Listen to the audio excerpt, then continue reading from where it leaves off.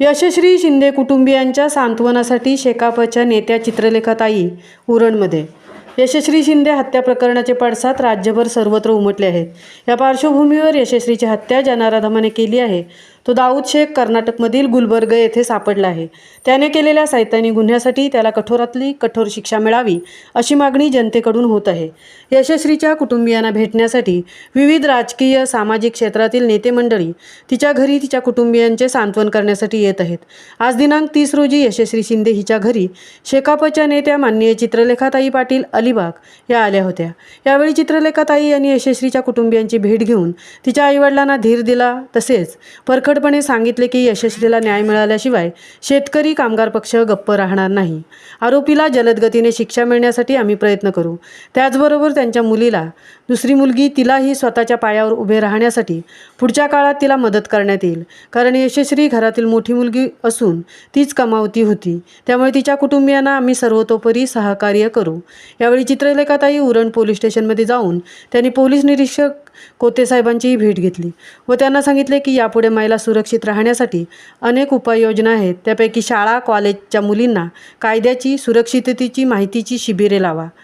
चित्रलेखाताई यांच्या समवेत शेकापच्या महिला तालुका अध्यक्ष सीमा घरत, उपसभापती वैशाली पाटील, शहराध्यक्ष नैना पाटील, उपाध्यक्ष रंजना पाटील, ज्येष्ठ शेकाप नेत्या चंपाताई पाटील, रुपाली पाटील, उपसरपंच बोकरविडा, पत्रकार तृप्ती भोईर, शेकाप कार्यालय चिटणीस यशवंत ठाकूर, नागाव ग्रामपंचायत सदस्य जितेंद्र म्हात्रे, निलेश पाटील, नारायण पाटील, नामदेव घरत जासई, शशिकांत म्हात्रे, अरुण घरत, प्रिया शहा आदी कार्यकर्ते उपस्थित होते। महामुंबईसह तृप्ती भोईर, उरण।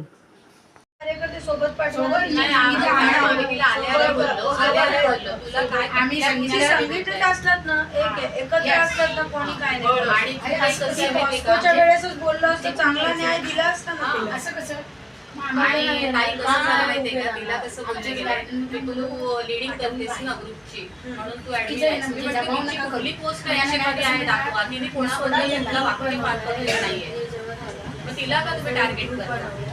कारण जे काही असेल जस्टिसचाच ग्रुप आहे, जे काही असेल त्यात अपडेट भेटेल किंवा काय बोलायचं राजनीतीच्या काहीच नाही करायचं। मॅडम दोन सेफ्टीसाठी आम्ही तेच बोलते मी, तरी तिला टार्गेट केलं गेलं, तिला अटक केलेला आहे, पण अटक शिक्षा देईपर्यंत आम्ही हलणार नाही। तुमचा पण सपोर्ट द्या।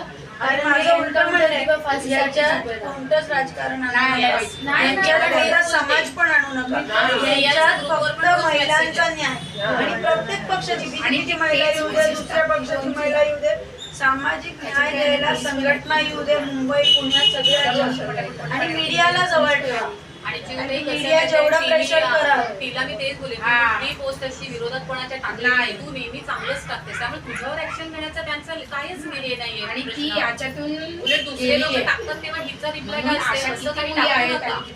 तुझ्या संरक्षणाचं पत्र लिह, तुझ्या संरक्षणाचं मला पत्र दे, मी कारण उद्या मी पण बाहेर निघणार, माझं काय सिक्युरिटी?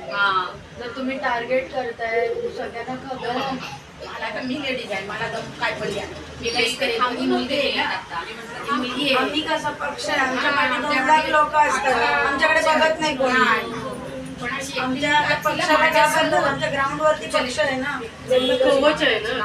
त्यांनी पॉस्कोच्या वेळेस माझ्या संघटना कवच असते ना, पक्षाचं कवच पण त्यांनी मोठ्या संघटनांना भेटला ना।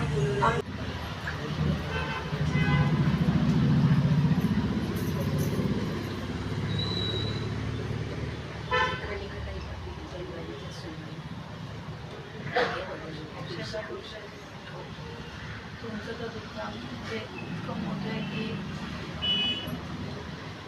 काय समजायचं हा पण खरा प्रश्न पडतो, पण जो सामाजिक आणि न्याय मिळवण्याच्या याला आम्ही पूर्ण संघटना म्हणून, मी स्वतः कोर्टाचा असेल, काही मदत असेल,